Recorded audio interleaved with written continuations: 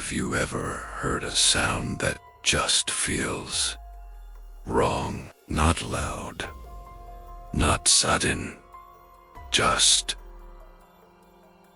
wrong, like a piece of wet meat slapping against the pavement, or hard bones striking frozen metal. Click, clack, click, clack. If you hear this sound behind you at night, do not turn around. I repeat, do not turn around, because once you see her, it is already too late. She is faster than you think, and she wants your legs. This happened 3 years ago. In Chicago, it was one of those brutal winters where the wind feels like knives on your skin. I was a junior in college. I spent most of my nights at the university library, studying for finals, drinking cheap coffee, and trying to ignore the fact that my life was falling apart. It was around 11:30 p.m. when I finally packed my bag. The campus was dead. The snow had turned into that ugly gray slush. I walked to the train station, the famous L train. The platform was elevated, exposed to the wind. There was no one else there. Just me and the flickering orange lights overhead. It was so cold that my breath formed thick clouds in front of my face. I checked my phone. The next train was delayed. Of course. I sighed and leaned against the railing, looking down at the dark street below. The city was quiet, too quiet. Usually, you hear sirens, cars, drunk people yelling, but tonight, it was silent, except for the wind howling through the steel beams. That was when I saw her. Across the tracks, on the opposite platform, there was a woman. She was sitting on the edge of the platform, her legs dangling over the side. It was strange. Who sits on the edge of a train platform in freezing weather?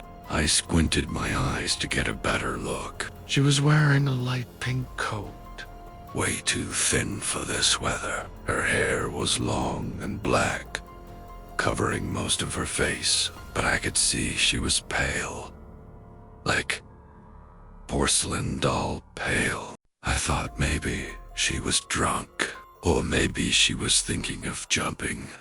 I felt a knot in my stomach. "Hey!" I called out. My voice echoed in the empty station. "Are you okay?" She didn't move.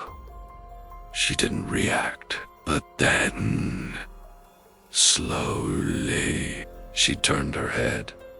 She looked right at me, even from that distance. I froze. She was beautiful, incredibly beautiful, but her eyes, they were wide open, unblinking. And then she smiled, a wide, unnatural smile that stretched too far across her face. I felt a chill that had nothing to do with the cold. Something was wrong. My instincts were screaming at me to run. Then, she pushed herself off the edge. She dropped down onto the tracks. My heart stopped. I thought I just watched someone commit suicide. I ran to the railing and looked down, expecting to see a body on the tracks. But she wasn't lying down. She was standing. No. Wait. She wasn't standing, because she had nothing to stand on. From the waist down, there was nothing. Just a ragged mess of entrails and severed spine hanging from her torso. My brain couldn't process it. I stared at the empty space where her legs should be.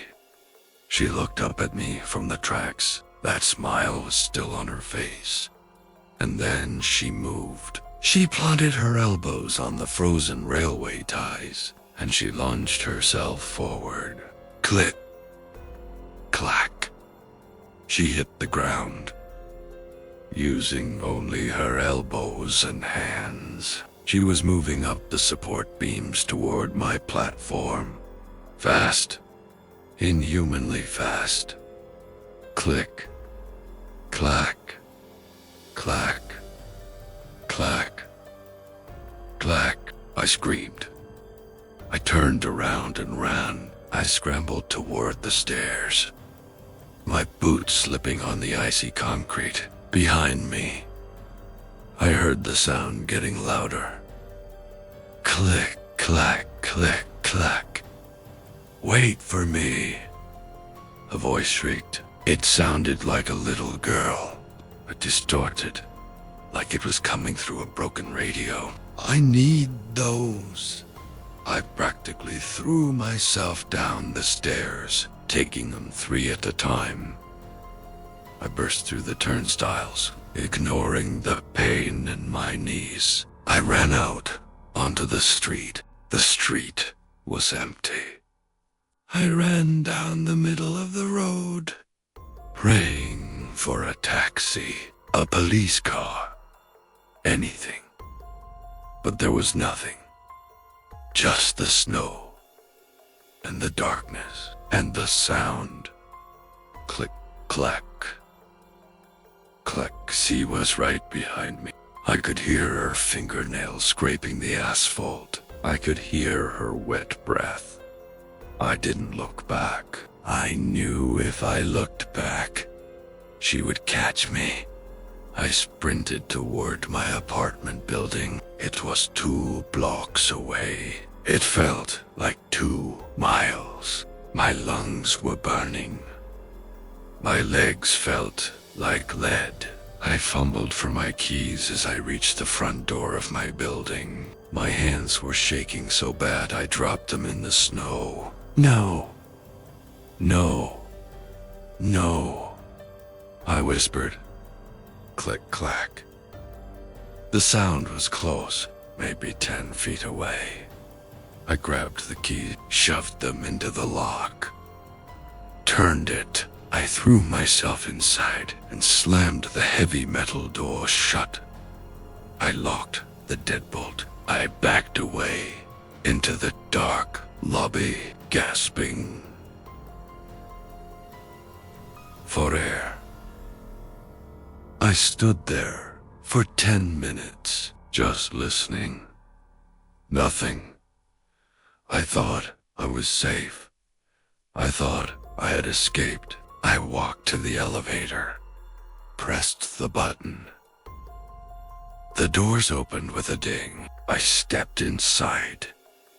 As the doors started to close, I heard it from the other side of the lobby door. Click, clack,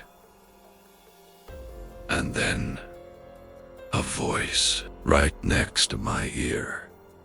Inside the elevator, found you.